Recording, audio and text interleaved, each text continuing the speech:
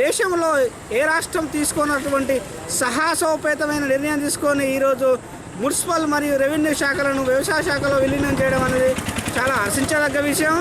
దీనికోసం రెవెన్యూ ఉద్యోగులు ధర్నా చేస్తాం అంటే ఇది చాలా ఘోరమైన విషయం. అంటే శాఖ విలీనం చేస్తే తప్పేంది?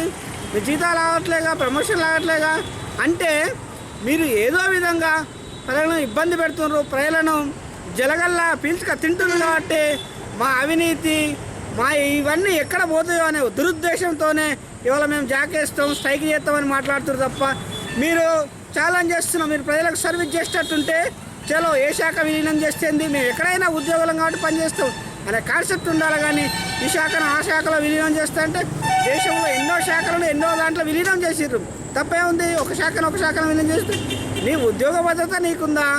మీరు బాధపడాల్సిన, మీరు గగ్గోలు పెట్టాల్సిన అవసరం ఏంది? ఇది మీరు కనుక సమ్మె దిగితే మాత్రం దీన్ని యావత్ తెలంగాణ ప్రజలు ఖండించేందుకు సిద్ధంగా ఉన్నారు. 100 సంవత్సరాల పైబడి రెవెన్యూ డిపార్ట్మెంట్ను ప్రక్షాళన చేసింది లేదు. సో కేసీఆర్ గారు ఒక మంచి ఆలోచనతోనే ఈ ప్రక్షాళన చేయడానికి పూనుకున్నారు. దీన్ని మేమంతా స్వాగతిస్తున్నాం. వాళ్ళు ఎందుకు గొడవ చేస్తారు అనుకుంటున్నారంటే రెవెన్యూ డిపార్ట్మెంట్ అంటేనే ఒక లంచగొండితనంతో బాగా కూరుకుపోయింది. లంచగొండితనాన్ని నిర్మూలించడానికి రెవెన్యూ డిపార్ట్మెంట్లో ఇది ఒక మంచి శుభసూచకం. ఒక రైతే కానీ, ఒక విద్యార్థి కానీ, ఒక సామాన్య వ్యక్తి రెవెన్యూ డిపార్ట్మెంట్కి వెళ్ళాడంటే ఒక జేబులకు 100 రూపాయల నోటు లేనిది, కనీసం ఒక 100 రూపాయల నోటు లేనిది అక్కడ వెళ్ళలేని పరిస్థితి. పేద ప్రజల్ని పీడించుకొని తినడం, మళ్ళీ ఒక పహాని కావాలన్నా కానీ, ఒక విద్యార్థికి క్యాస్ట్ కావాలన్నా, ఇన్కమ్ కావాలన్నా కానీ వాళ్ళు పైసలు ఇస్తేనే పని జరిగే పరిస్థితులు ఉన్నాయి మనకు. అదేవిధంగా ఇవన్నీ చూసే కేసీఆర్ ఈరోజు ఆలోచించుకొనే ఆ రెవెన్యూ డిపార్ట్మెంట్ కానీ, మున్సిపాలిటీని కానీ ప్రక్షాళన చేయడానికి, బంగారు తెలంగాణలో భాగస్వామ్యంగా ప్రక్షాళన చేయడానికి పూనుకున్నాడు. దాన్ని మేము ఆ విద్యార్థి లోకం అయితే మేము సౌకర్యంగా స్వాగతిస్తున్నాం. అవినీతి అంతానికి కేసీఆర్ గారు పంతం పట్టారు. ఇది ప్రజలందరూ కేసీఆర్ గారి వైఖరికి తెలంగాణ సమాజం మొత్తం సంపూర్ణ మద్దతు తెలియజేస్తుంది. మేము ఎన్నుకున్న కేసీఆర్ గారు ఇలాగే ఉండాలని చెప్పేసి తెలంగాణ ప్రజలందరూ కూడా కోరుకుంటున్నారు. అవినీతి విషయంలో కేసీఆర్ గారు ఇంకా కఠినంగా ఉండాలని చెప్పేసి తెలంగాణ ప్రజలు కోరుకుంటున్నారు.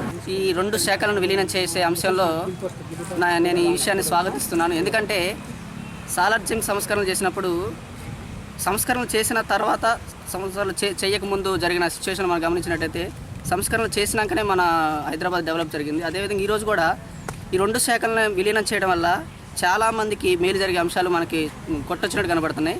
దానివల్ల అవినీతిని రహిత తెలంగాణ కావచ్చు. ఎందుకంటే ఇప్పుడు మనది 78వ స్థానంలో ఉంది. భారతదేశం అవినీతిలో 78వ స్థానంలో ఉంది. వీటన్నిటికి కారణం ఏంటంటే అధికారులే ఎక్కువగా అవినీతిలో పాల్గొంటున్నారు. ఎందుకంటే అర్థశాస్త్రంలో కౌటిల్యులు ఏ విధంగా చెప్పారు, నీటిలో ఉన్న చేప కళ్ళు మూయకుండా ఎలా నిద్రపోతుందో ఈ అధికారులు కూడా వీళ్ళు తెలియకుండానే అంత అవినీతిమయం చేయడం జరిగింది. కాబట్టి ఈ విధంగా మనం ఈ 2 శాఖలను విలీనం చేయడం వల్ల ఉద్యోగాలకి ఎఫెక్ట్ ఉండదు. కాకపోతే ఏంటంటే సంస్కరణలు చేయడం అనేది అనివార్యం.